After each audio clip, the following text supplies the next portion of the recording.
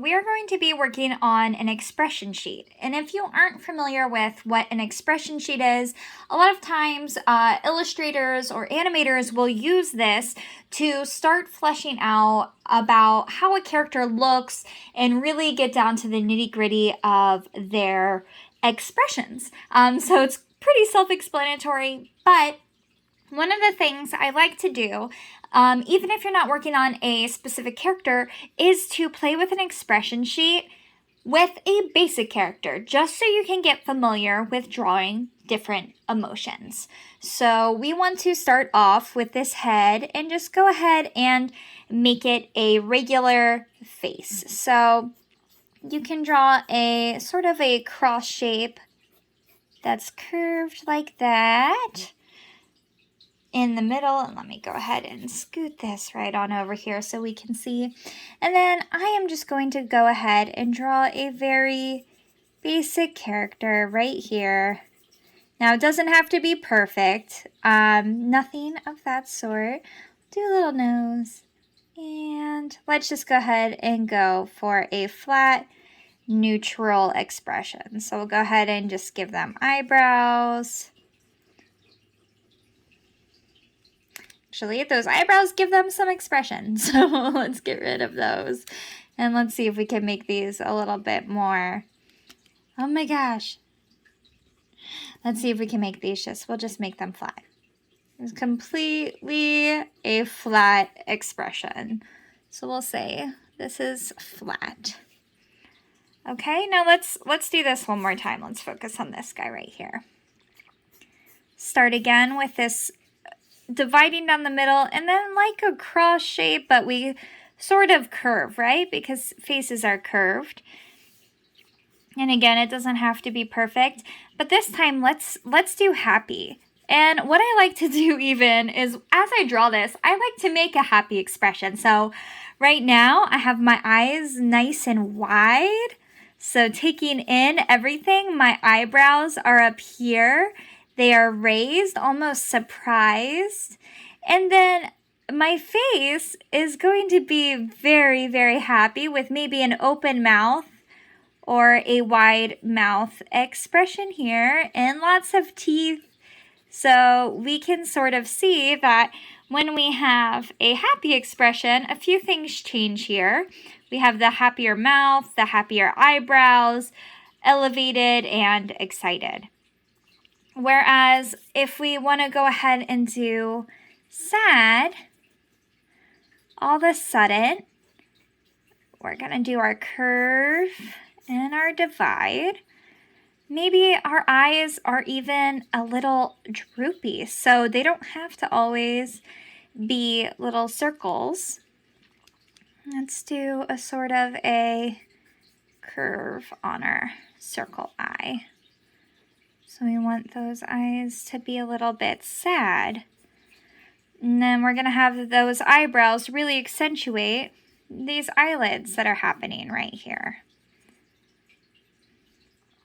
And we can even start to draw in, our character's little eyes there and the nose. And then, the mouth is going to be droopy in here.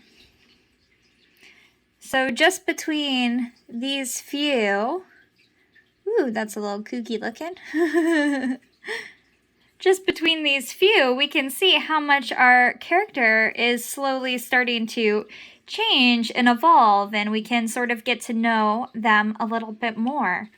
And then maybe we will go for an angry.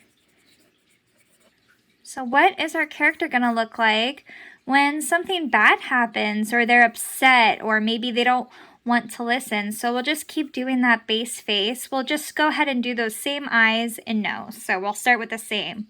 And angry, we're going to curve these eyes down this way. So this is our eye shape, and you can see we're getting eyelids here, and maybe they are looking directly ahead.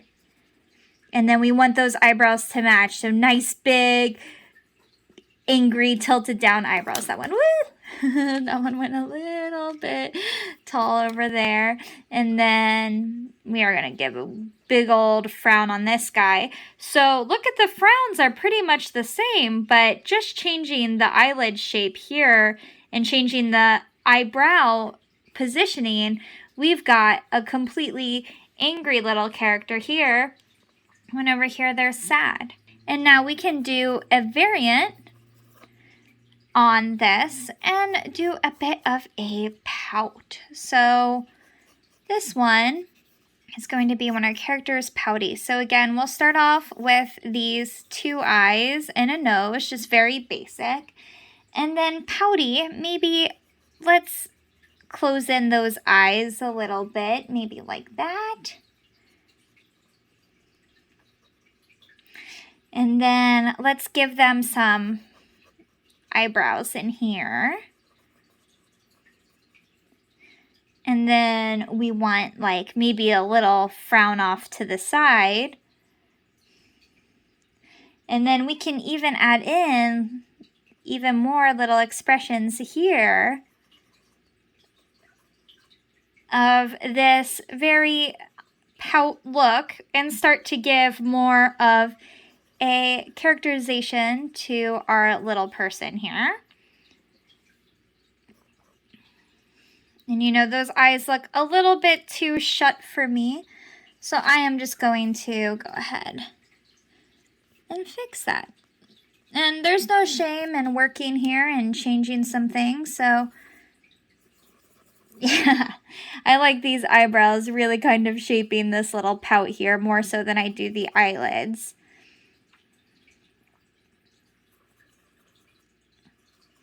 So there we go. I like that a little bit better. So there's a little bit of a pout. And this can just keep going on and on and on about different expressions and really how you can play with your character and find these different expressions. So maybe let's go in here one more time. And what if we are doing a curious? Maybe our character is learning something new. Something's happening and they are feeling curious. So maybe we have an eyebrow raised and an eyebrow here. And perhaps it's a bit of a excited smile.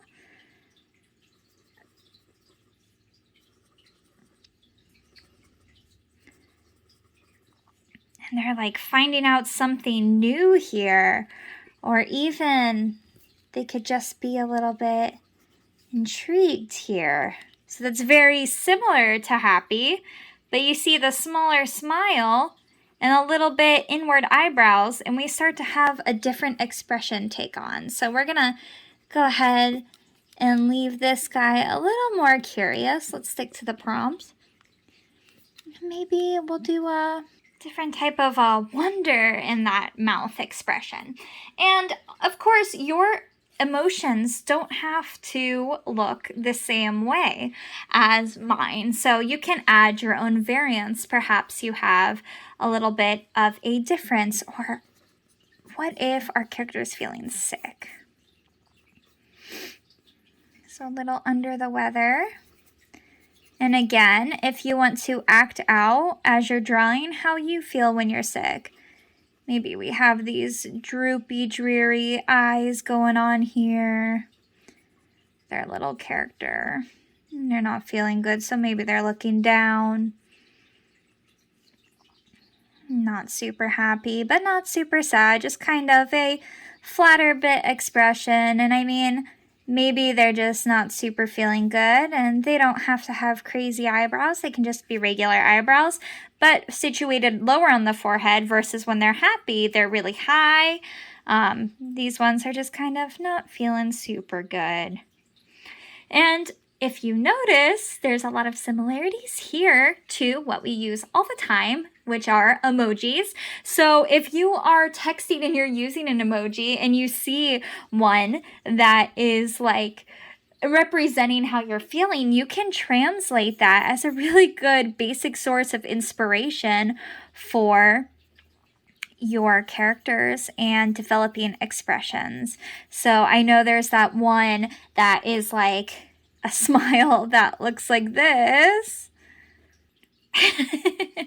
And it's like you can make up your own emotion for what does this say to you? What is this saying?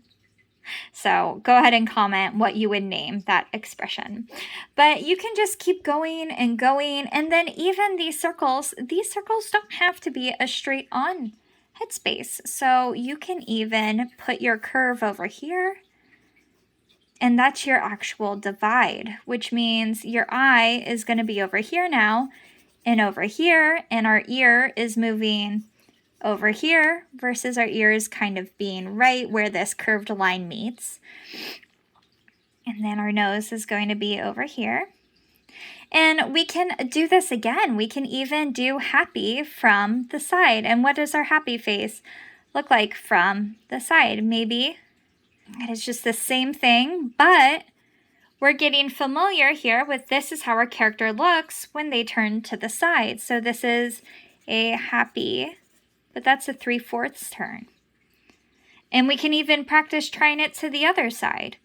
And these little things where you're turning your character and really getting to play with it are the basic building blocks on how you can work with this. Now, if you want this sheet with these circles and grids for you, that will be available to download on my Patreon page. So if you are a member, you will have access to download this blank sheet. And go ahead and download it and play around with your character. And when you're developing a new character, you can use this and go through it, and this helps build familiarity with your character.